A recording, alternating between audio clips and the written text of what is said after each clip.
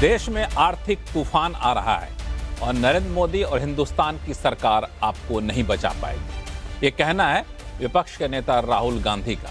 उनका ये बयान ऐसे समय में आया है जब पूरी दुनिया ईरान युद्ध से त्रस्त है। पूरी दुनिया ईरान युद्ध की मार झेल रही है।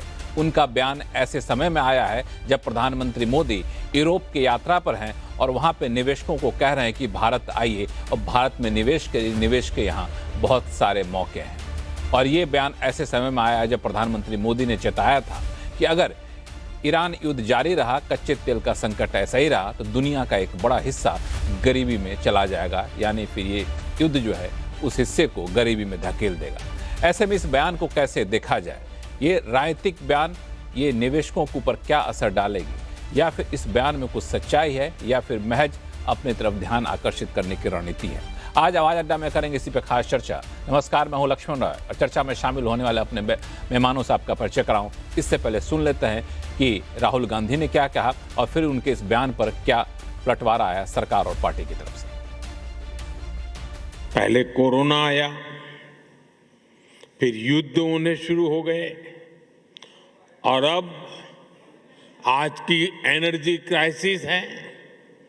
ये दशक दुनिया के लिए आपदाओं का दशक बन रहा है।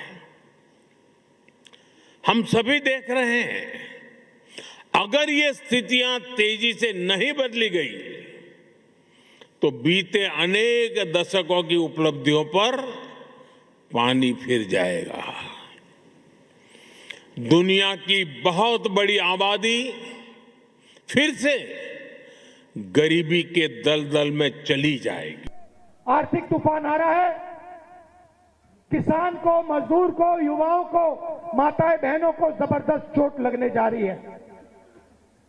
बीजेपी वाले मेरा मजाक उड़ाते हैं। नरेंद्र मोदी ने जो करना था पिछले 3 महीने में, जो आपकी प्रोटेक्शन करनी थी, जो दीवार, आर्थिक दीवार खड़ी करनी थी आपके लिए, वो उन्होंने नहीं की। उल्टा वो जाकर मेलोनी जी के साथ टॉफी खा रहे हैं और वीडियो बना रहे हैं जैसे मजाक चल रहा है। जब जब आपने आदरणीय नरेंद्र मोदी जी का अपमान किया है, तब तब इस देश की जनता ने नरेंद्र मोदी को जीत दिया है। देश की जनता ने जीत का माला नरेंद्र मोदी को पहनाने का काम किया है। तो आने वाले समय में भी आपको इस बयानों के लिए, दुर्भाग्यपूर्ण बयानों के लिए निश्चित रूप से बड़ी कीमत चुकानी पड़ेगी। तो राहुल गांधी के इस बयान के कई सारे मायने निकाले जा रहे हैं और जैसा कि आपने सुना भाजपा के अध्यक्ष का किस तरह से उन्होंने पलटवार किया है, और इस पर खास चर्चा करेंगे। हमारे साथ विशेष मेहमान हैं, भारतीय जनता पार्टी के प्रवक्ता सैयद जफर इस्लाम साहब हैं, कांग्रेस के प्रवक्ता दीपक झा थोड़ी देर में जुड़ेंगे, वरिष्ठ पत्रकार हर्षवर्धन त्रिपाठी हमारे साथ जुड़ चुके हैं, सत्य हिंदी के फाउंडर आशुतोष और वरिष्ठ आर्थिक पत्रकार शुभमय भट्टाचार्य साहब हमारे साथ जुड़ चुके हैं। आप सही मेहमानों का बहुत बहुत स्वागत हमारे शो में। शुरुआत में करना चाहूँगा सैयद जफर इस्लाम साहब, राहुल गांधी के इस बयान को सिर्फ राजनीति के तौर पर देखा जाए या फिर एक ऐसी चीज है जिसको टाला नहीं जा सकता है, राहुल गांधी सिर्फ इसका एक राजनीतिक फायदा उठाना चाहते हैं? देखिए, राहुल गांधी जी को जो भी जानता है और जितने भी लोग, देश के लोग जानते हैं, उनको ठीक से समझते हैं, वो जानते हैं कि वो नॉन सीरियस पॉलिटिशियन है जो राजनीति भी नहीं करना जानते हैं। इसलिए उनके बारे में जो कुछ कहते हैं लोग, वो मजाक ही उड़ता है, इनका खुद ही मजाक उड़वाते हैं। और हमें छोड़िए, देश की जनता को छोड़िए, पार्टी के लोग जो उनके साथ है वो भी घबराते हैं कि कल क्या बोलेंगे क्या नहीं बोलेंगे।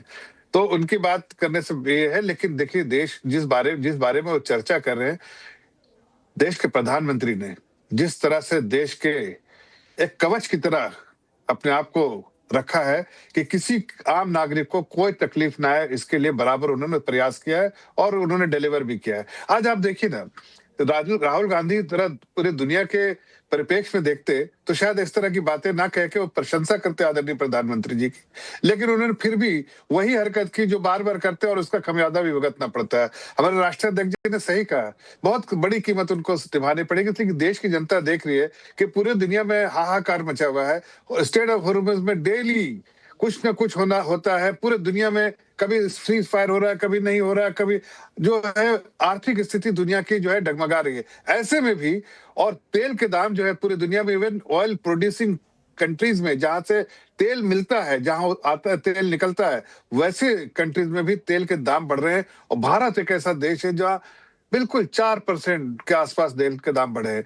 ऐसे में अगर वो कहते हैं कि आप दीवार जो है आर्थिक दीवार नहीं खड़ी की, तो शायद उनकी समझ कम है, या उनको समझाने वाले कम हैं, या उनको सिर्फ ऐसे राजनीति करना है जिसमें वही एक्सपोज होते रहे, ये उनको समझ में आना चाहिए। लेकिन देश की जनता आदरणीय प्रधानमंत्री जी के साथ इसलिए खड़ी है कि देश की जनता समझती है कि ये एक ऐसा दौर गुजर रहा है जहां संकट के दौर से पूरी दुनिया गुजर रही है। इसमें हमारा कोई लेना देना नहीं। भाई इस देश में तेल नहीं तो इसमें हमारी गलती नहीं है। जिस देश में तेल होता है वो भी दाम बढ़ा रहे हैं, हमने तो दाम बढ़ाया नहीं, बल्कि वो सारी जो एब्जॉर्ब करना कॉस्ट को, जो बर्डन है उसको हम एब्जॉर्ब कर रहे हैं। जबकि ग्लोबल ऑयल शॉक को पूरी दुनिया जो है, भाई कई कंट्री है जो उनके यहाँ जो है इस संकट में तेल के दाम 90%, 95%, 89%, 20%, 27%, अब देखिए यूएस में देखिए 48% है।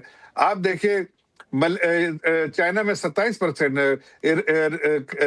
ईरान, जापान में वो भी इसी तरह डबल डिजिट में है। जबकि कहते हैं इन देशों के पास सबसे ज्यादा स्ट्रेटेजिक रिजर्व है। भारत देखिए 20% दुनिया की जनता भारत में रहती है, 20% दुनिया की जनता, फिर भी भारत ने क्या दाम बढ़ाया? मात्र 4%। इसमें प्रशंसा करने की बात है कि देश के प्रधानमंत्री के बारे में इस तरह के अपशब्द का इस्तेमाल करने की जरूरत है। तो मुझे लगता है कि आज देश समझ रहा है, देशवासी समझ रहे हैं, शायद राहुल गांधी जी को समझाने वाला कोई नहीं है, इसलिए वो बार बार ऐसी गलती कर पाते हैं जिसका खमियाजा पूरी कांग्रेस पार्टी को भुगतना पड़ता है। इसलिए उनके जो अपने जो लेफ्टिनेंट्स हैं, अब दीपक झा को उनके बारे में नहीं कह रहे हैं, जो उनके खास लेफ्टिनेंट्स है वो भी घबराते हैं कि अरे राहुल गांधी प्लीज मत बोलिए, मत बोलिए, चुप रहिए तो ज्यादा फायदा होगा पार्टी को, आपके बोलने से नुकसान है। हमारे साथ कांग्रेस के देश की जनता भी मजाक साहब जुड़ चुके हैं। दीपक झा साहब जुड़ चुके हैं, कांग्रेस पार्टी के प्रवक्ता हैं। दीपक झा जी, आप भी डरते हैं क्या राहुल गांधी के बयान से? कैसे बयान दे देते हैं कि पार्टी को संकट में डाल देते हैं? देखिए लक्ष्मण जी नमस्कार। राहुल गांधी जी हमारे नेता है और जो बयान देते हैं हम उनके हर बयान के साथ खड़े, क्योंकि देश हित के लिए बयान होते हैं। ये मोदी जी का एक बयान सुनिए जरा आप। एक कह रहे हैं नरेंद्र मोदी जी कि दुनिया में महंगाई बढ़ती है। बोलिए ना, बोलिए, हम सुन लेंगे। हाँ, आप बोलिए, हम लोग सुन रहे हैं, मोबाइल दिखाने की जरूरत नहीं है, बोलिए आप। हाँ। संसद भवन के अंदर माननीय नरेंद्र मोदी जी कहते हैं कि दुनिया में महंगाई बढ़ती थी तो साउथ कोरिया और नॉर्थ कोरिया में युद्ध चल रहा है, तो नेहरू जी ऐसा बचकाना बयान दे रहे हैं। तो नेहरू जी को गाली दे तो देश का सम्मान है, नेहरू जी को गाली दीजिए तो देश का स्वाभिमान बढ़ रहा है। तो आप ये बताइए कि आज अमेरिका और ईरान लड़ रहा है तो भारत का क्या जा रहा है भाई? अगर मोदी जी की इस थ्योरी पे हम बात कर लें तो भारत का क्या जा रहा है?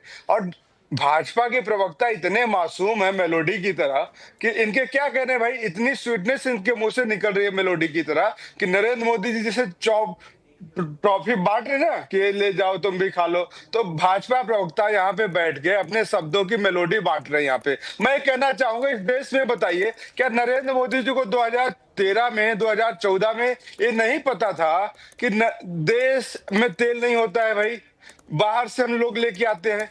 ये बात पता था? नहीं पता था। और नरेंद्र मोदी के कार्यकाल में इतिहास उठा के देखिए, जितना सस्ता तेल मिला है पिछले 12 सालों में शायद कभी नहीं मिला होगा मनमोहन सिंह के कार्यकाल में।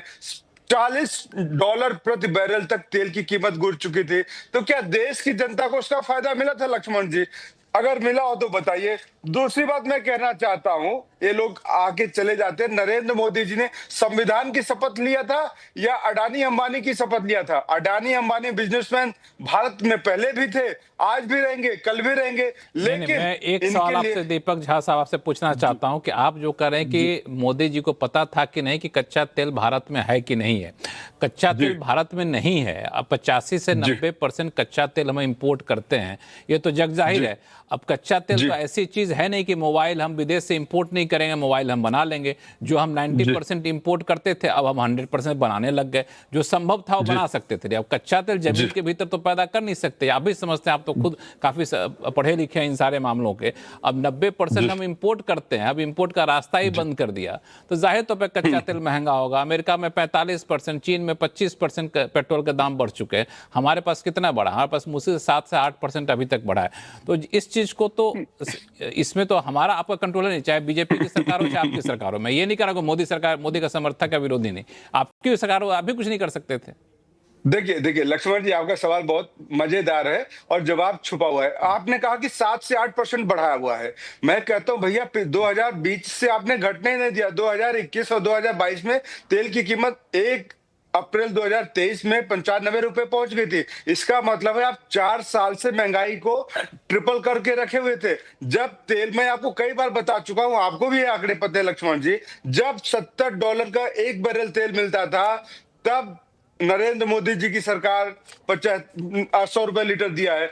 आज 110 ही मिल रहा है ना भाई, 140 तो नहीं पहुंचा है ना। दूसरी बात मैं कहूंगा, नरेंद्र मोदी जी जब संविधान की शपथ लेते हैं, भय, अनुराग, द्वेष, पक्षपात रहित कार्य करूंगा, तो देश के लिए इन्होंने आपकी बातों पर जफर साहब कुछ बोलना चाहता है। जफर इस्लाम साहब आपको जवाब देना चाहते हैं। जफर आऊंगा आपके पास, आऊंगा 10 सेकंड नहीं, अभी पूरा घंटा बचा। दीपक जी पूरा घंटा बचा, आपको देंगे समय। दे दीजिए 10 सेकंड दे दीजिए भाई, पूरी बात कर ले। देखिए मैंने कहा ना जफर भाई आज मेलोडी खा के आए इसलिए मीठा बोलेंगे, तो टाइम दे रहे हैं मेरे को, अच्छी बात है, धन्यवाद। मेरी आपत्ति, मैं इस पे भी पूछूं कि इतना अच्छा मुद्दा, नहीं एक सेकंड, इतना अच्छा मुद्दा मान ले राहुल गांधी जी ने उठाया कि भाई आर्थिक संकट आने वाला है, महंगाई बढ़ने वाली है, कोई नहीं रोकेगा, ठीक है, यहां तक तो ठीक था। आप एक गंभीर मुद्दा को उठा रहे थे, राजनीतिक मन से यहां तक ठीक था, लेकिन अब मेलोनी को मेलोडी दे दिया तो इसको लेकर आप उठा रहा, तो आप अपने आप को खुद हल्का कर ले रहे हैं। बातें हो रही तो नहीं, मैं तो कह रहा हूं पूरे देश को टॉफी बांटना चाहिए, पूरे देश को सपोर्ट करना चाहिए। बात है कि देखिए ईरान के विदेश मंत्री अभी भारत में आए थे, उन्होंने कहा हम भारत सरकार को तेल देना चाहते हैं लेकिन भारत अमेरिका के दबाव में तेल नहीं खरीद रहा। इसका रीजन स्पष्ट करिए नरेंद्र मोदी जी। इसीलिए हम कहते हैं कि नरेंद्र इज सरेंडर और सरेंडर इज नरेंद्र, दोनों बात। जफर इस्लाम साहब संक्षिप्त में जवाब दे दीजिए, फिर हर्षवर्धन जी, आशुतोष जी और सुमोद जी वहां से जुड़े हुए उनके पास जाऊंगा। मुझे तो कभी कभी आश्चर्य होता है कि अच्छे पढ़े लिखे लोग, बेंच स्ट्रेंथ अच्छी है कांग्रेस में, समझदार लोग भी हैं, लेकिन उनको मजबूरन ऐसे स्टैंड लेने पड़ते हैं जो दुनिया भी जानती है कि उससे एक्सपोज हो रही है कांग्रेस। और राहुल गांधी जी की वजह से, सही कहा उन्होंने, गलत बोले सही बोले, हमको तो स्टैंड लेना, भाई ठीक है आप लीजिए, लेकिन देश की जनता तो देख रही है ना, और इसीलिए आपके बड़े नेता घबराते हैं, कहीं छोड़ के भी चले जाते हैं। हकीकत ये है कि देखिए आज के दिन में आपके भड़काने से दीपक झा साहब भड़केंगे नहीं, आपके भड़काने से ज्यादा भड़केंगे नहीं। मैं भड़काता ही नहीं भाई, मैं तो अपनी बात कर रहा हूँ। मैं तो सिर्फ इतना कह रहा हूँ लक्ष्मण जी कि आज देखिए आदरणीय प्रधानमंत्री जी ने क्या क्या फैसले लिए। पहले उन्होंने जो है एक्साइज ड्यूटी कम की तेल और पेट्रोल पे, डीजल और पेट्रोल पे। दूसरी बात, उन्होंने स्टेट ऑफ हॉर्मुज से कई बार जो है ईंधन मंगाने का, जो क्रूड ऑयल यहाँ पर गैस सब आया, ये भी एक डिप्लोमेसी जो है हमारी जीत है। उसके बाद देखिए क्या हमने कहा था 75 दिन का रिजर्व है, 75 दिन खत्म हो गया, लेकिन रिजर्व तो आज भी कह रहे हैं हमारे पास है। हमें कोई पैनिक सिचुएशन नहीं है। हाँ ये जरूर है कि अब जो कॉस्ट है, जो उन लोगों ने ऑयल बॉन्ड इशू कर दिया था अपने समय पे, उन लोगों ने देश की अर्थव्यवस्था को चरमरा के खत्म कर दिया था, उन लोगों ने डबल डिजिट इन्फ्लेशन कर दिया था, पूरे दुनिया में हाहाकार होता था। हिंदुस्तान की अर्थव्यवस्था, देखिए मैं एज ए बैंकर बोल रहा हूँ, उस वक्त की स्थिति ऐसी थी कि हर लोग हिंदुस्तान की अर्थव्यवस्था से घबरा चुका था। आज कम से कम आप ये देखिए, फास्टेस्ट ग्रोइंग इकोनॉमी, आज हमारी अर्थव्यवस्था के बारे में कोई नेगेटिव कमेंट दे, हर मल्टीलैटरल इंस्टीट्यूशन में चैलेंज करता हूँ, कोई भी मल्टीलैटरल इंस्टीट्यूशन। जफर साहब एक छोटा सवाल, जफर साहब एक छोटे सवाल का जवाब दे दीजिए फिर। हाँ, मैं से इतना करें कि हर मल्टीलैटरल इंस्टीट्यूशन, वो तो अपना नहीं, भारत का तो नहीं कि भाई इन्फ्लुएंस कर सकते, सभी जगह के इंस्टीट्यूशन, किसी का विदाउट एक्सेप्शन उठा के देख लीजिए कि उस वक्त की अर्थव्यवस्था के बारे में क्या कमेंट्स थे, क्या ऑब्जर्वेशन थे, क्या एनालिसिस थी, और आज के देख लिए तो दूध का दूध पानी का पानी हो जाएगा। आप सवाल करें प्लीज। ठीक है, ठीक। मेरा सवाल ये है कि जो दीपक झा साहब ने उठाया उसमें एक सवाल जो था वो बहुत लोग उठा रहे हैं। मैं ये नहीं कहता हूं कि सवाल वैलिड है कि इनवैलिड है, मेरा कि जब तेल के दाम, कच्चे तेल के दाम कम थे, तब भी सरकार ने पेट्रोल डीजल के दाम कम नहीं किए। तो अब जब कच्चे तेल के दाम बढ़ रहे हैं तो पेट्रोल डीजल के दाम बढ़ाने की बात क्यों हो रही है? ये सवाल आपके लिए इसलिए विशेष कर पूछ रहा हूं क्योंकि आप खुद अर्थव्यवस्था को बहुत अच्छे समझते हैं। मैं बिल्कुल साफ लफ्जों में कह रहा हूं, देखिए आज 1,000 करोड़ पर डे एब्जॉर्ब कर रही है सरकार। कॉस्ट जो बर्डन है उस जनता को नहीं पास कर, नहीं तो सीधे 28 रुपए 30 रुपए कर देती ना डीजल का दाम बढ़ा के। पेट्रोल का भी 28-30 रुपए पूरा एब्जॉर्ब नहीं करते, बर्डन पास करते, लेकिन आज एब्जॉर्ब कर रही है। एक्साइज ड्यूटी में भी आपको राहत दिया। प्लस जो फिजिकल इंफ्रास्ट्रक्चर बनाया, देश का physical infrastructure, world class infrastructure, वो पैसा कहां से आया भाई? जब थोड़ी आमदनी बढ़ी तो उससे देश के, और दूसरी बात कोविड के समय में आमदनी नहीं लेकिन सरकार ने अपने कॉफर खोल दिए। जो फिजिकल डेफिसिट जो है 9% पे चला गया, आज फिर से वापस फिजिकल डिसिप्लिन लेकर आए तो देश की अर्थव्यवस्था को मजबूत किया। आज हमारे समय में रेटिंग अपग्रेड, देश की रेटिंग अपग्रेड हुई, क्यों हुई? इसलिए कि फिजिकल मैनेजमेंट अच्छा है, जो वेलफेयर स्कीम चलाया, लेकिन एडमिनिस्ट्रेटिव रिफॉर्म जो और गवर्नेंस मॉडल इस तरह का रखा कि देश की अर्थव्यवस्था जो मजबूत रहे, कभी उस पर आंच नहीं आए।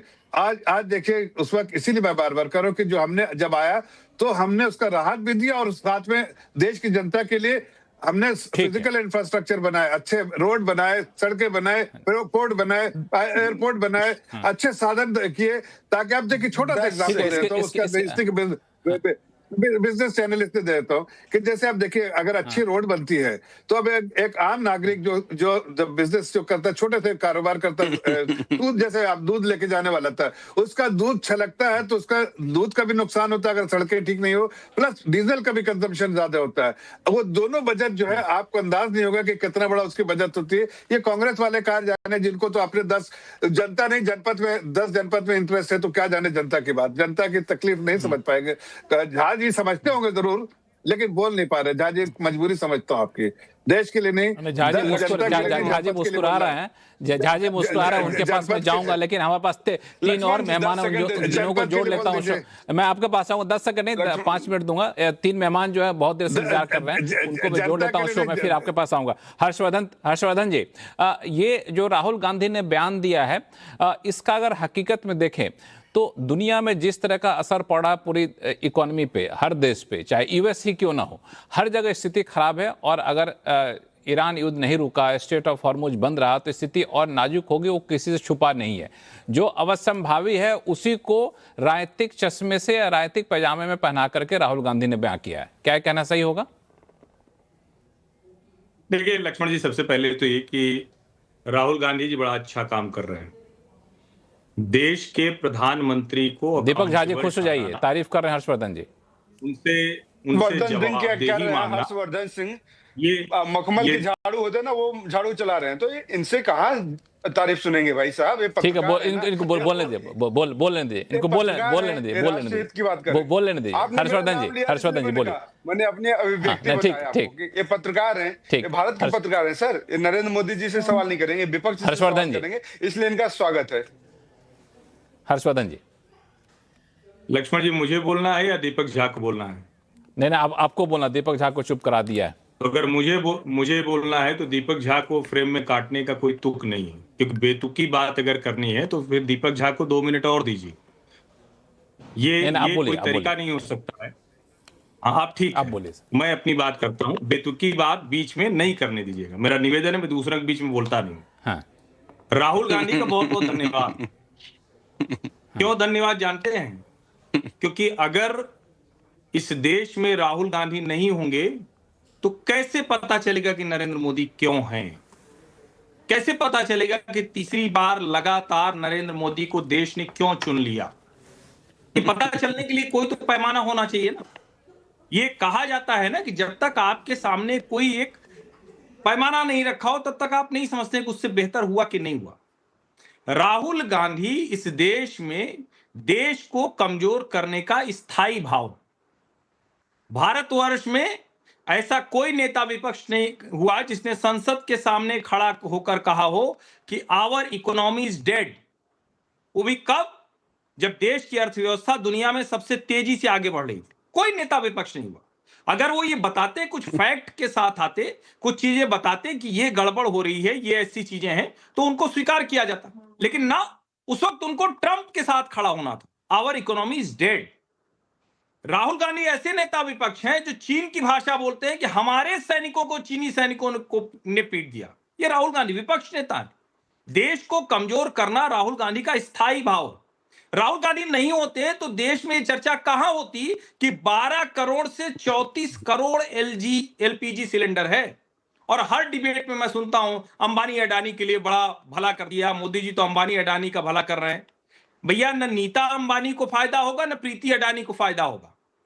जो रसोई गैस गई है ना, वो जो गरीब मध्यम वर्ग की महिलाएं हैं उनकी आंख में जो धुएं से रोशनी जा रही थी, उनकी रोशनी बचेगी। जो बड़ा आदमी है वो तो मजे में ही था, वो तो कोई कांग्रेस के समय में उसके यहां चूल्हा उस वक्त भी था, उसको तो उस वक्त भी मिलता था जब कांग्रेस के राज में एक एलपीजी सिलेंडर के लिए जाने किसकी सिफारिश लगवानी पड़ती थी। आज एलपीजी सिलेंडर वाला बोल के कहता है कि भैया खत्म हो गई क्या। कांग्रेस के राज में जहां हम खड़े थे वहां से आज कहां तक आगे बढ़े हैं, इसकी कल्पना करनी हो तो दुनिया के लोगों को सुनना चाहिए। क्योंकि भारत में तो एक बड़ा वर्ग है जो ऐसा विघ्न संतोषी हो गया है कि उसको फास्टेस्ट ग्रोइंग इकोनॉमी पे भी रघुराम राजन याद आते हैं।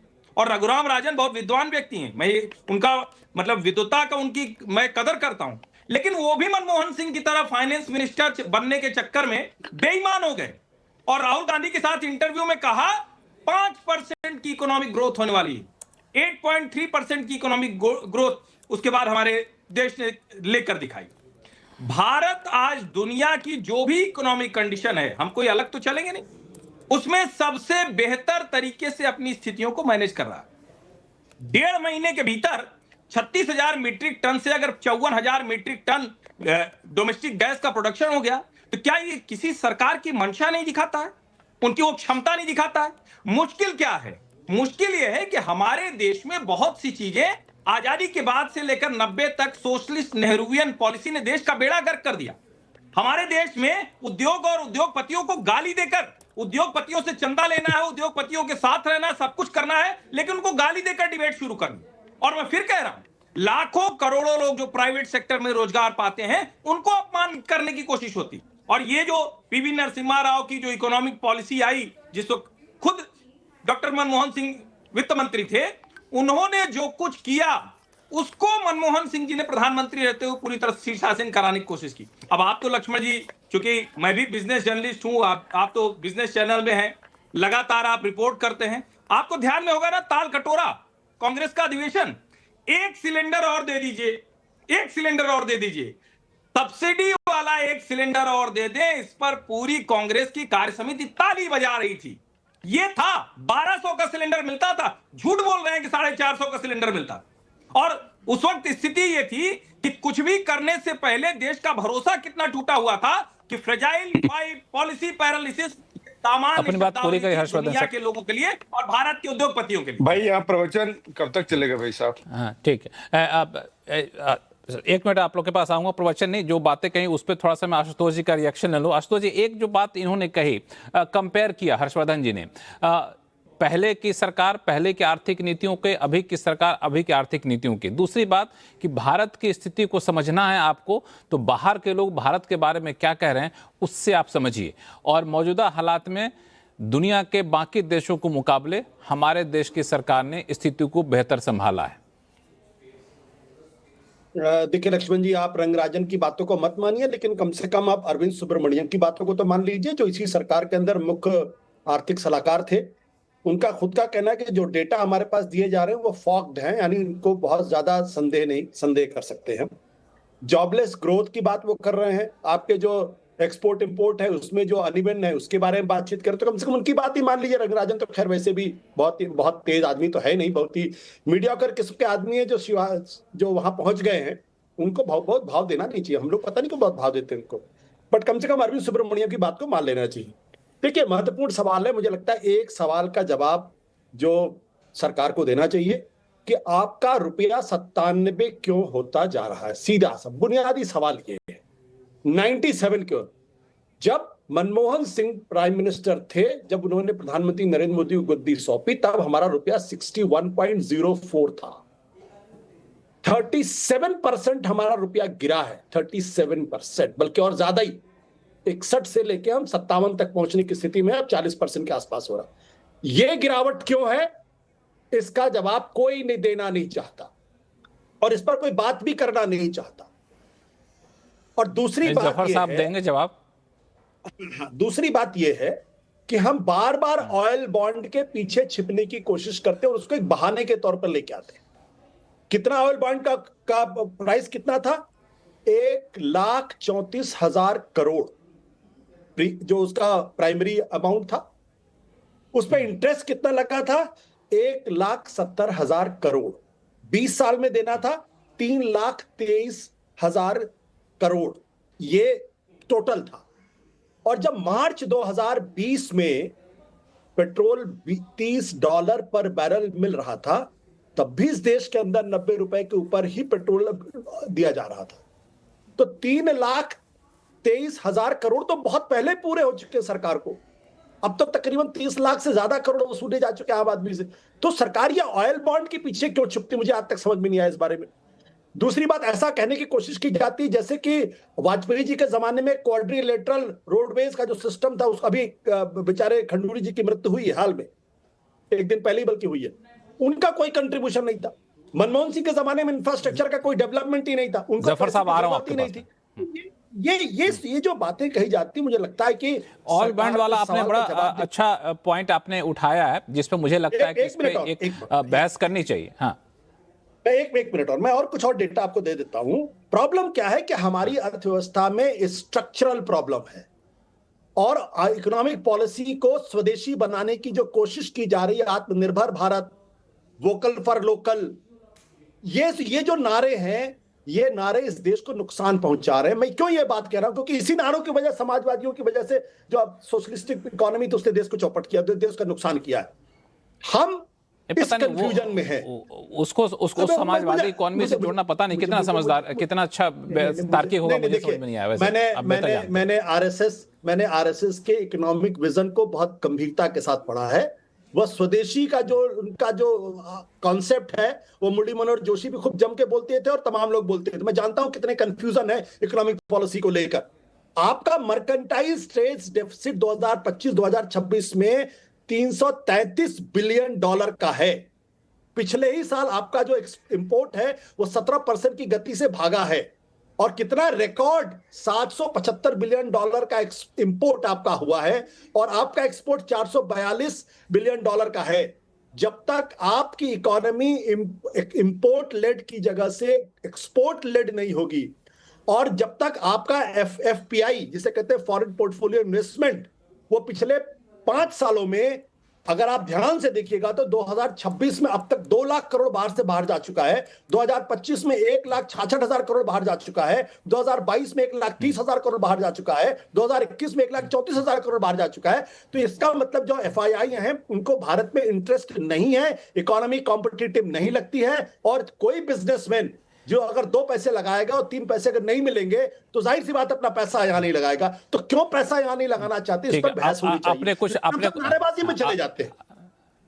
हाँ, बिल्कुल आपने कुछ फैक्ट रखा और फैक्ट के आधार पर जिस कंक्लूजन पे पहुंचा, उस कंक्लूजन में पहुंचने में थोड़े से मतभेद हो सकते हैं। उस मतभेद में मैं नहीं जाऊंगा, चूंकि जब आप कहते हैं कि इंपोर्ट काफ़ी बढ़ गया है तो पूरी दुनिया में जब कच्चे तेल के दाम बढ़ जाएंगे तो उसके जब इंपोर्ट करेंगे तो जाहिर तौर पर इंपोर्ट काफ़ी ज़्यादा बढ़ा हुआ दिखेगा, ये एक वजह है। और ऐसे कई सारे आपने लॉजिक दिए, उसके जो कंक्लूजन है वो अलग चीज़ है। आप मुझे 10 सेकंड दीजिएगा, 10 सेकंड दीजिएगा। ये सिर्फ क्रूड ऑयल की वजह से नहीं है, ये सिर्फ क्रूड ऑयल की वजह से नहीं है, इसमें एडिबल ऑयल भी है, इसमें लोहा, इसमें गोल्ड का इंपोर्ट है, इसमें सिल्वर का इंपोर्ट है। गोल्ड का इंपोर्ट पिछले साल अप्रैल के महीने 82% हुआ है गोल्ड का। आप इमेजिन करिए, गोल्ड इसलिए आशुतोष सर वो इसलिए हुआ क्योंकि पिछले साल में गोल्ड के दाम काफी ज्यादा बढ़ गए और हमारे कुल इंपोर्ट बिल में कच्चे तेल, हाँ कच्चे तेल, चूंकि गोल्ड का इंपोर्ट जो होता है वैल्यू टर्म में होता है, वॉल्यूम टर्म नहीं होता। इस बहस में नहीं जाएंगे हम लोग। नहीं, दूसरी बात आपने कहा कि आपका इंपोर्ट बढ़ा, इंपोर्ट इसलिए बढ़ा क्योंकि हम लोग के इंपोर्ट का सबसे बड़ा बिल जो होता है वो कच्चे तेल से होता है। कच्चे तेल के दाम बढ़ेंगे तो इंपोर्ट बिल बढ़ा हुआ दिखेगा, जाहिर सी बात है। लेकिन आप उसका नतीजा ये निकाल रहे हैं।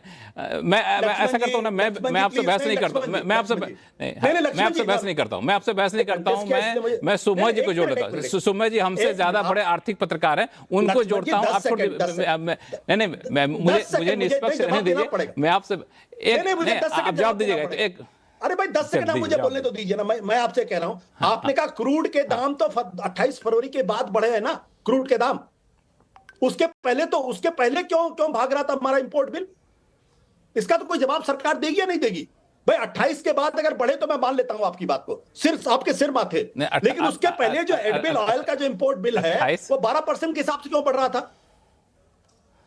नहीं, 28 फरवरी के दाम बेतहाशा बढ़े, अचानक से बढ़े हैं, इस वजह से आप 28 फरवरी की बात कर रहे हैं। लेकिन पूरे साल का आप देखेंगे, जब भी क्रूड ऑयल का बढ़ना, एक और चीज अच्छा कि आपने पॉइंट उठाया, क्रूड ऑयल का इंपोर्ट बढ़ना का एक मतलब ये भी होता है क्रूड ऑयल की खपत बढ़ रही है। क्रूड ऑयल की खपत बढ़े इसका मतलब इकोनॉमी आपकी तेज चल रही है, इसका मतलब यही होता है। लेकिन मैं आपको काउंटर नहीं कर रहा हूं, मैं शुभ जी को जोड़ रहा हूं। शुभ जी ज्यादा वरिष्ठ पत्रकार हैं। शुभ साहब, दो लॉजिक जो दिया इन्होंने आशुतोष जी ने, पहला कि क्रूड का इंपोर्ट क्यों बढ़ रहा है, ये आपको इंपोर्ट डिपेंडेंसी खत्म करनी होगी, और रुपया ये एफआई बाहर क्यों जा रहा है, क्योंकि आपकी इकोनॉमी में इंटरेस्ट नहीं है। ये लॉजिक कितना सही है?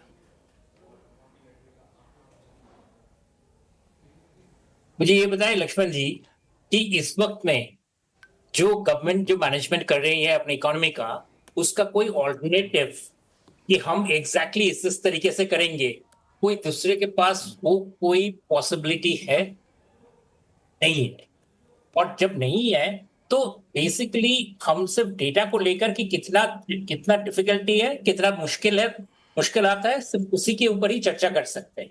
लेकिन कोई ऑल्टरनेटिव स्ट्रीम कि हम बिल्कुल अभी इस वक्त में ये सारे इंपोर्ट्स बंद कर देंगे या इस तरीके में अलग से जाएंगे, या इतना मैजिक वैंड कोई हमारे पास है जिससे हम हमारे देश को दूसरे मतलब रुपए का वैल्यू 97 से उतर के 91, 85 में आ जाएगा, इसका कोई तरीका है? फ्रैंकली। और इसका और वजह क्यों है? क्यों इंपोर्ट्स देश में जब बढ़ता है, आप सही बात कर रहे थे कि इंपोर्ट एडिबल ऑयल का जो बढ़ा है या पेट्रोल क्रूड ऑयल का जो बढ़ा है, वो बेसिकली इकोनॉमी के ग्रोथ के साथ लिंक है। India is one of the fastest growing economy. तो हम जब 245 मिलियन MTPA जो हम इंपोर्ट करते हैं, उसमें से करीब 140 इंडिया में यूज होता है, बाकी 100 के करीब हम एक्सपोर्ट करते हैं। और वो एक्सपोर्ट हमें फायदा देता है कि हम उससे फॉरेन एक्सचेंज अर्न करते हैं। तो इसलिए India one of the largest refinery setups in the world है, तो वो हमारे लिए भलाई है। इनफैक्ट अभी भी अगर तेल ज्यादा हमारे पास कंपेटिटिव रेट्स में आएंगे तो हमारे लिए ज्यादा बेहतर रहेगा। तो इसलिए ऑयल का इंपोर्ट हमारे लिए कोई एक जैसे one way street to damnation, ऐसा कोई चांस नहीं। एडिबल ऑयल के बारे में बहुत कांग्रेस सरकार, भारतीय जनता पार्टी सरकार, उससे पहले भी बहुत बड़ी स्कीम किया गया है एडिबल ऑयल का प्रोडक्शन, पाम ऑयल प्रोडक्शन बढ़ाने का। फ्रैंकली स्पीकिंग ऑलमोस्ट कोई भी स्कीम आज तक अराउंड 15 मिलियन के ज्यादा हम लोग we have not been able to raise it, हमारा होता नहीं है। और palm oil is the cheapest, भारतीय दूसरे तेल के कंपैरिजन में पाम ऑयल चीपर है, और इसलिए पाम ऑयल हम लोग इंपोर्ट करते हैं। इसलिए पाम ऑयल का जो इंपोर्ट्स है उसको अगर हम आज रोक दे तो फ्रैंकली लोअर मिडिल क्लास के लिए ये बहुत बड़ा इम्पैक्ट आएगा उनके फाइनेंस के ऊपर। ऑलरेडी LPG वगैरह बहुत कुछ लेकर प्रेशर है, अभी अगर पाम ऑयल इंपोर्ट्स अगर रोक दिया जाए तो उनके लिए बहुत बड़ा फाइनेंशियल स्ट्रेस आएगा। ये सब चीजें सोचने वाली बात है। और तीसरी बात यह है कि हमारे FPIs क्यों बाहर जा रहे हैं। डेफिनेटली इंडियन इकोनॉमी, लेकिन एक चीज आपको समझना पड़ेगा कि Indian economy is not a one trick economy like जैसे वियतनाम या कंट्रीज लाइक इंडोनेशिया वगैरह। वहां पे there is only one company जिसमें वो लोग इन्वेस्ट करते हैं largely. Indian market, emerging markets के हिसाब से इट्स अ ह्यूज मार्केट जिसमें FPIs नॉर्मली जो दूसरी इमर्जिंग मार्केट्स में लॉसेस होते हैं वो करस्पॉन्डिंगली एडजस्ट करते हैं। और चूंकि अभी डॉलर का वैल्यू इतना हाई है, डॉलर का प्रॉफिट, डॉलर से दे अर्न मोर, तो डेवलप्ड मार्केट्स की तरफ वो जब मूव करते हैं तो नेचुरली उनका जो लॉसेस बाकी मार्केट्स में भी होंगे, उन मार्केट से वो लोग इंडियन सर्कल आउट करते हैं इंडियन मार्केट्स में। इंडियन मार्केट्स में खुद का वीकनेस ऑफ कोर्स है ही। हमारे निफ्टी का जो रिटर्न्स रहा है पिछले कई सालों में, it has not been more than 10 to 12%। So definitely Indian markets में बहुत सारी वीकनेसेस है, बट वो वीकनेस लार्ज कॉर्पोरेट सेक्टर्स के हैं। हम अगर कह रहे हैं कि कॉर्पोरेट्स, हम बहुत बड़ी आलोचना कर चुके हैं कि इंडियन कंपनीज बहुत ज्यादा, ये सब चीजें हैं। शुभमय साहब, एक सवाल और जो आशुतोष सर ने उठाया रुपी को लेकर के, रुपी डिप्रिसिएशन का होना, इसमें सरकार या आरबीआई की भूमिका या फिर उनकी आलोचना करना कितना सही है? बिल्कुल नहीं, इसलिए क्योंकि रुपी डिप्रिसिएशन एक नॉर्मल एडजस्टमेंट चीज है। इनफैक्ट बहुत बारी हमारे रुपी डिप्रिसिएशन ना करके हम लोग उल्टा खतरा हमारे देश में लाए हैं। रुपी डिप्रिसिएशन एडजस्ट करना, जब दुनिया में हमारा कैपेबिलिटी के हिसाब से जब करेंसी जब सॉफ्ट हो जाता है, करेंसी अगर वीक जाता है तो उससे हमारे फायदा भी होता है। हमारे एक्सपोर्ट्स के अगर फिगर्स अगर हम देखें पिछले साल का, रोबस्ट एक्सपोर्ट का एक good percentage was because of the fact कि ट्रम्प के टैरिफ्स के बावजूद हमारे exports have been very very good. In fact shrimp जैसे चीजें जिसका एक्सपोर्ट हम एक्सपेक्ट ही नहीं कर सकते थे, उन्होंने नया मार्केट्स ढूंढ के निकाले। तो इसलिए रुपी का जो मूवमेंट है वो हम बैलेंस के हिसाब से वो पढ़ के चलना ही पड़ेगा, उसमें कोई ठीक ब्लॉक कर सकेंगे। जी बिल्कुल। दीपक झा साहब, आपके पास मैं आ रहा हूं, आप इशारा कर, लेकिन इन दोनों मुद्दों पर जफर साहब भी बोलना चाह रहे थे, बहुत ऐसे इशारा कर। जफर साहब पहले आप, फिर दीपक झा साहब आपके पास। देखिए, मैंने आशुतोष जी को भी सुना, मैंने पत्रकार जी जो है उनको भी सुना, अलग अलग चीजें का, खास मैं पहले आशुतोष जी का, भट्टाचार्य साहब को भी सुना। मैं आशुतोष जी जो कह रहे थे कि भाई ये प्रेशर जो है 28 फरवरी के बाद नहीं, उससे पहले से प्रेशर है। देखिए, इंपोर्ट अगर ज्यादा होगा तो जाहिर है प्रेशर रहेगा, लेकिन आप पिछले कई साल का अगर बैक टेस्टिंग देखिए तो जिस तरह से हमारे कैपिटल करंट अकाउंट डेफिसिट का जो दिखता है वो उस पर प्रेशर कम रहता था, लेकिन पिछले दिनों इंपोर्ट बिल जो बढ़ गया ज्यादा अचानक, जाहिर है अगर प्राइस बढ़ रहे हैं तो और उससे नुकसान तो होगा ही, उसका प्रेशर तो पड़ेगा ही, तो उससे जो है रुपये पे भी थोड़ा प्रेशर पड़ा। प्लस एफआईआईज जो है वो भी जो लगातार बेच रहे हैं, इसलिए इंडिया में कोई कमी नहीं है, इंडिया की अर्थव्यवस्था में कोई कमजोरी नहीं है। लेकिन हर वक्त इन्वेस्टर का एक फैंसी होता है, इस वक्त जो आप देखिए पूरी दुनिया में क्राइसिस है, लेकिन एक मार्केट अच्छा कर रहा है। वो क्यों कर रहा है? इस वक्त फैंसी उस मार्केट में है, साउथ कोरिया का मार्केट। साउथ कोरिया के मार्केट में आज इन्वेस्टर, निवेशक जो है वहां पैसा डाल रहे हैं, इसलिए इतनी क्राइसिस के बावजूद जब पूरे दुनिया का जो है स्टॉक मार्केट जो है लहूलुहान हो रहा है, उस वक्त भी 20% से ज्यादा जो है इस पूरे क्राइसिस में साउथ कोरिया का जो है मार्केट बढ़ा है। क्यों बढ़ा है? इसलिए कि इन्वेस्टर ने पूरे इमर्जिंग इकोनॉमी से पैसा निकाल के साउथ कोरिया में डाल दिया है, और इसलिए के एआई और बाकी चीजें, चिप्स वाले इन्वेस्टमेंट में ज्यादा उनको रुचि है, तो डाल रहे हैं। ये मोमेंट्री होता है, इस तरह का होता है, ये कभी आपके यहाँ फैंसी होता है, कभी यहाँ। लेकिन ये है कि हमारी अर्थव्यवस्था जिस तरह की मजबूत अर्थव्यवस्था है, इसमें इन्वेस्टर को वापस आना ही है और वापस आएंगे भी। ये टेम्पररी मेजर्स है जिसके से रुपये थोड़ा डेफिनेटली इस पर इम्पैक्ट हुआ है, और ये जैसे क्राइसिस खत्म होगा उसका भी ये रुपये वापस अपने आप वापस भी आ जाएगा। आप देखिए अभी जैसे जिस तरह से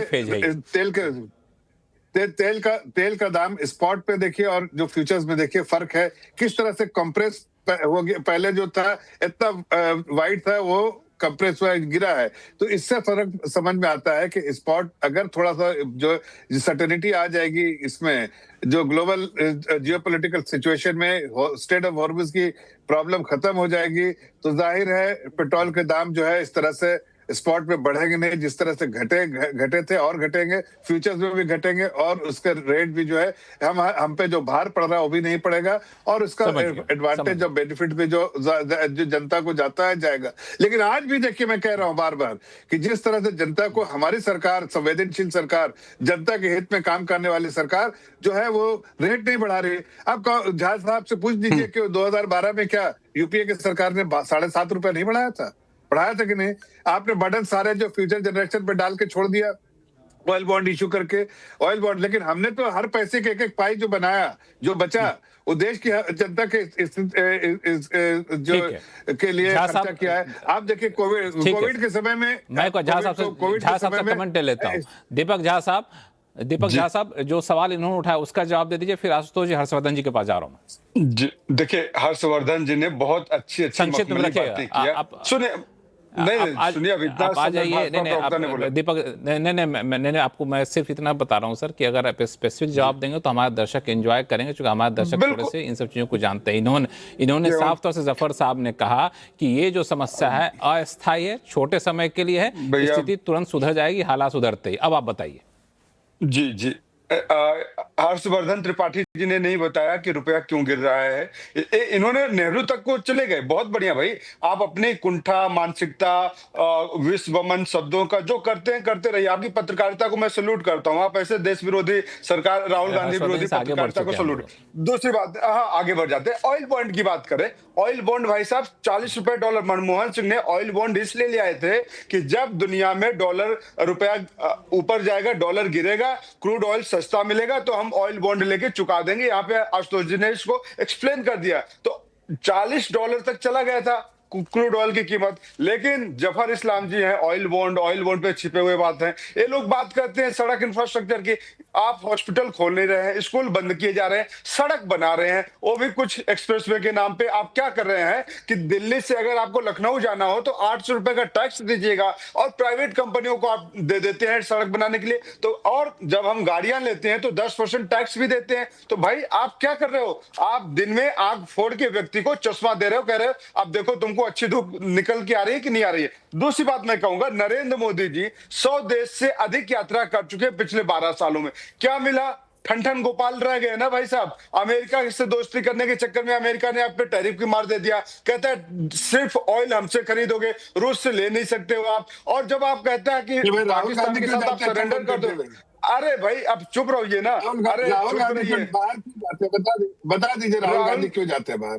राहुल गांधी जी क्यों जाते हैं? आप प्रधानमंत्री और देखिए जफर इस्लाम जी प्रधानमंत्री आपके घर में। जफर इस्लाम जी देखिए, अगर आप व्यक्तिगत कहेंगे तो फिर मैं आपको बोलूंगा नहीं व्यक्तिगत कहा है, आप कहाँ जाते हैं? नहीं तो मैं प्रधानमंत्री से सवाल तो करना बनता है ना भाई कि 100 से अधिक विदेश यात्रा का क्या फायदा हुआ? जफर इस्लाम जी एक मिनट, इसका जवाब दे दीजिए। आप तो अर्थशास्त्री भी हैं, बैंकर भी हैं, जवाब दीजिए। 2014 में जब आप लोग नारा लगाते थे बहुत हुई महंगाई की बार, अब की बार मोदी सरकार, क्या हुआ उन नारों का? 30 रुपए लीटर आप डीजल पेट्रोल देने की बात करते थे, कहां गए वो नारे? और आपने कहा था ना देश के प्रधानमंत्री का चरित्र गिरता है। आपने कहा मनमोहन सिंह को आपने कहा कि पाकिस्तान के जवाब दे जा रहा है। नरेंद्र मोदी जी को माफी मांगनी। जफर साहब जवाब दे दीजिए। जफर साहब जवाब दे, ब्रेक पे जाना है। जफर साहब जवाब दे दीजिए। झा जी को ये बता दे कि देश के प्रधानमंत्री बाहर के दौरे में, हर देश के प्रधानमंत्री, हर देश का जो प्रेसिडेंट जाता है, आप जरा थोड़ा सा टेस्टिंग कर लीजिए, देख लीजिए बाकी देश के जो चीफ है, चाहे वो प्राइम मिनिस्टर को क्या मिला, आप कहीं भी जाइए, आपको हिंदुस्तान को आपने क्या दिया? हिंदुस्तान स्थायी समस्या है। जब आप सुन लीजिए झा साहब सुन लीजिए तभी तो बताएं। लक्ष्मण जी,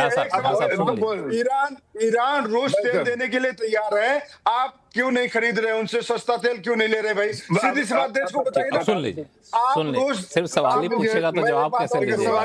झा साहब सुन तो लीजिए, झा साहब सुन तो लीजिए। झा साहब शांत हो जाए, अब इतने सवाल पूछ रहे, जवाब मिलेगा ही नहीं। जफर इस्लाम साहब संक्षिप्त में जवाब दीजिए, फिर ब्रेक पे जाना एक लाइन में।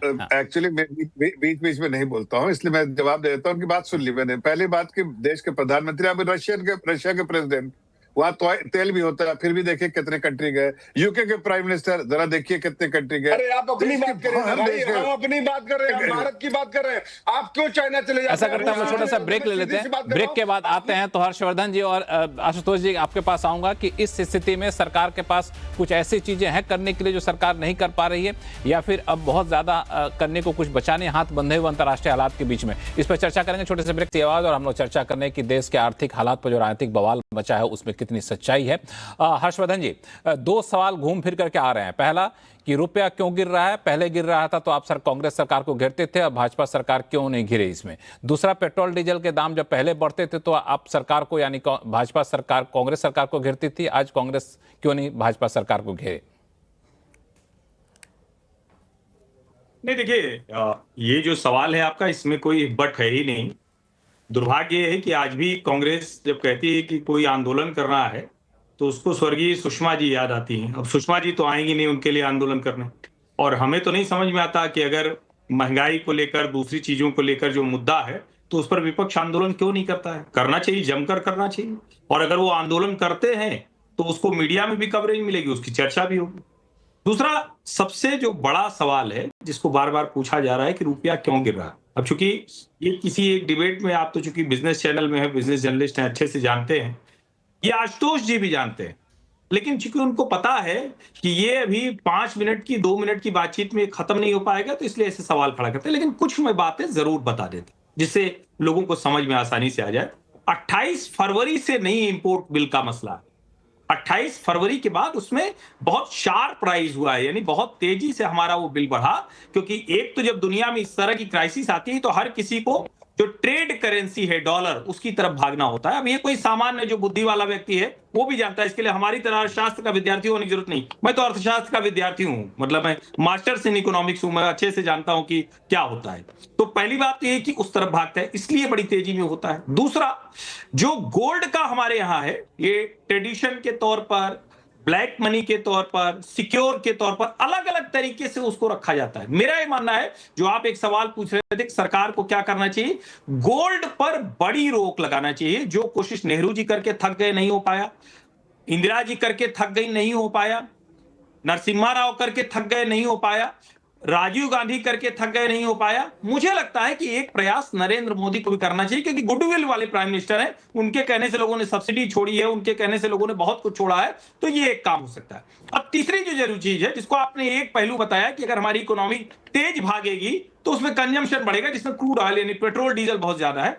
हमने ऑल्टरनेटिव एनर्जी का काम किया है। आप ये जानकर हैरान रह जाएंगे, खास करके जो बिजनेस के लोग हैं वो भी इधर कम ध्यान देते हैं, कि अभी हमने 264.5 गीगावाट, ये आज का पीक प्रोडक्शन है, रिकॉर्ड, और उसको हमने सक्सेसफुली मेट कर दिया। यानी 2013 में जो नॉर्दर्न ग्रिड फेलियर हो गई थी, भारत अंधेरे में डूब गया था। अभी सोचिए अगर कच्चे तेल के साथ हमारी इलेक्ट्रिसिटी वाली स्थिति होती। लेकिन दुर्भाग्य है कि देश का बौद्धिक वर्ग इन सब की बात नहीं करता, उसको मोदी को हटाना। और कोई बात नहीं, वो ये अभियान चलाना चाहते हैं, उनको चलाना चाहिए, लेकिन जो इलेक्ट्रिसिटी का कंजम्पशन आज रिकॉर्ड पे है, उसको हमारे जो देश की कंपनियां हैं, जो देश की सरकार है, वो अगर इसको मैनेज कर रही तो इसकी बात होनी चाहिए। तीसरी सबसे महत्वपूर्ण बात एक और जो बहुत जरूरी है, जब हम फास्टेस्ट ग्रोइंग इकोनॉमी हुए हैं, बहुत सी चीजें हमने अपने यहां तैयार करना शुरू की, लेकिन वो अभी पीएलआई स्कीम में उसका बहुत छोटा हिस्सा है।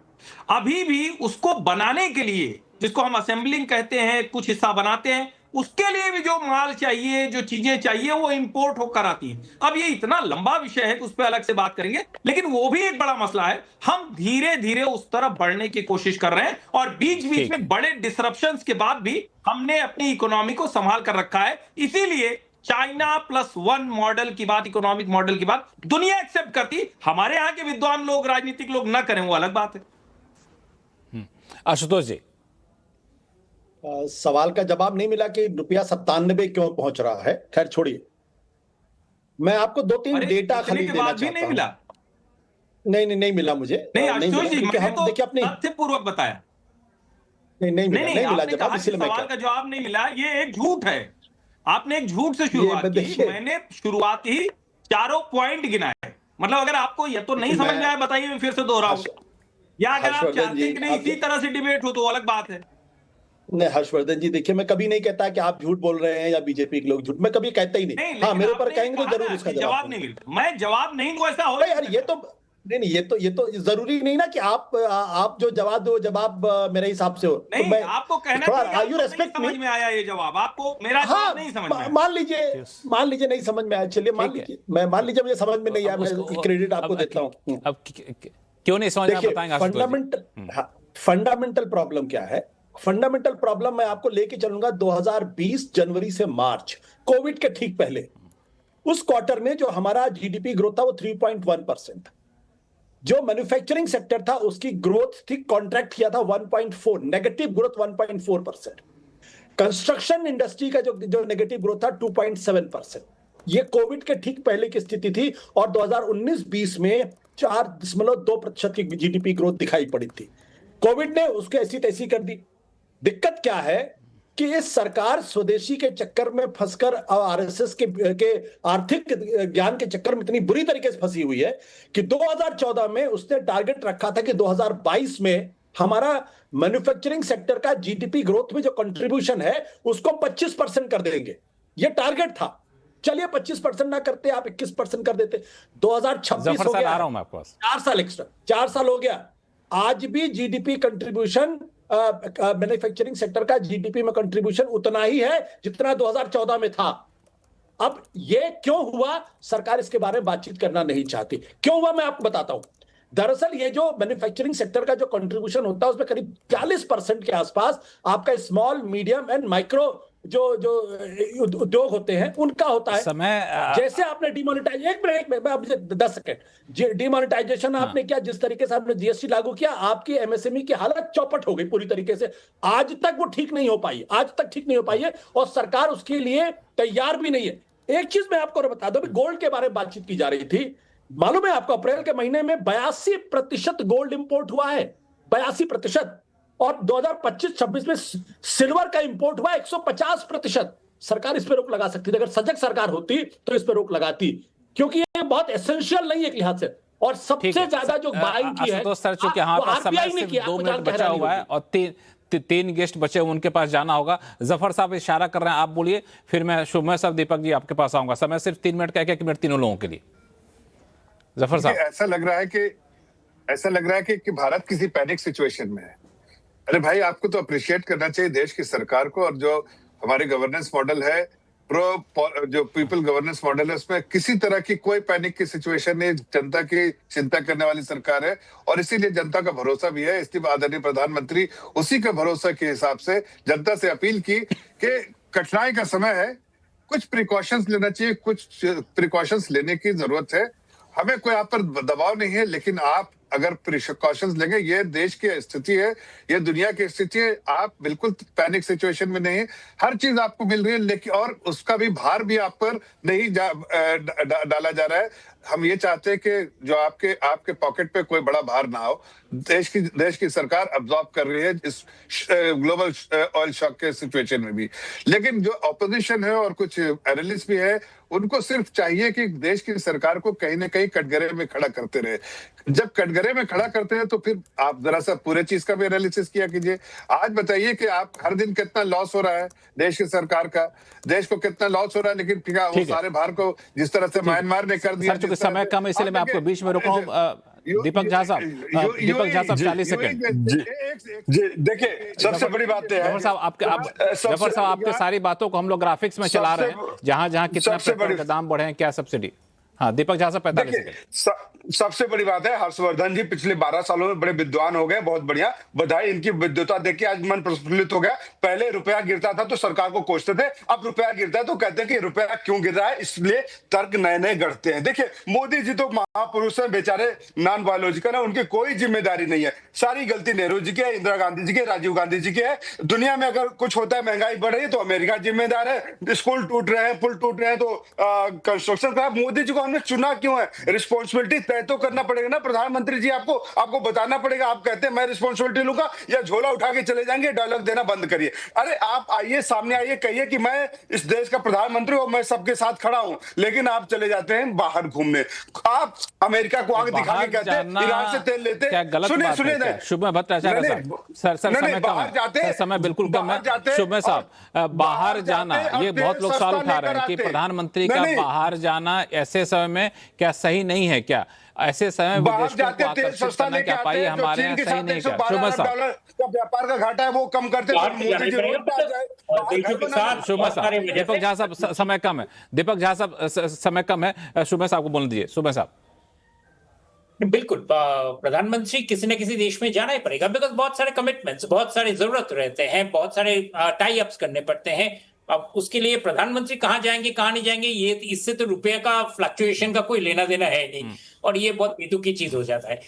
पॉइंट ये है कि हमारा इस वाला मौका, इस वाला जो अभी जो दौर चल रहा है, वो एक रिफॉर्म्स का एक बहुत बड़ा चांस है, वो सरकार ले रही है नहीं। मुझे लगता था वो डिबेट अगर उस तरफ जाता, यहाँ पे ही नहीं, बाहर में भी पॉलिटिकल लीडर्स के भी, तो बहुत काम हो सकता था। वजह ये कि कौन कहाँ पे जा रहे हैं, जैसे labour reforms, capital account reforms, इन सारे रिफॉर्म। बिल्कुल सच्चाई कि एक सकारात्मक डिबेट वही होता अगर हम लोग इधर बढ़ रहे हो। तो एक छोटा सा रिसर्च मेरे पास आया है, आशुतोष सर, जो आप बार बार सोना इंपोर्ट बढ़ने की बात कर रहे थे, तो 2025-26 में गोल्ड का इंपोर्ट 721 टन कम हुआ है, 721 टन रह गया है, जो करीब 5% कम है एक साल पहले का। तो वॉल्यूम टर्म में गिरा है, वैल्यू टर्म में बढ़ा है क्योंकि गोल्ड के दाम बढ़े हैं। लेकिन एक डिबेट का इशू है गोल्ड, चूंकि सेंसिटिव इशू, इसलिए कोई जल्दी इस पर हाथ लगाना चाहता नहीं। इस पर हम लोग कभी मौका लगेगा तो चर्चा करेंगे। लेकिन आप लोगों ने अपना कीमती समय निकाला हमारे लिए, इसके लिए बहुत बहुत धन्यवाद। आवाज अड्डा में फिलहाल इतना ही। देखते रहिए CNBC आवाज। नमस्कार।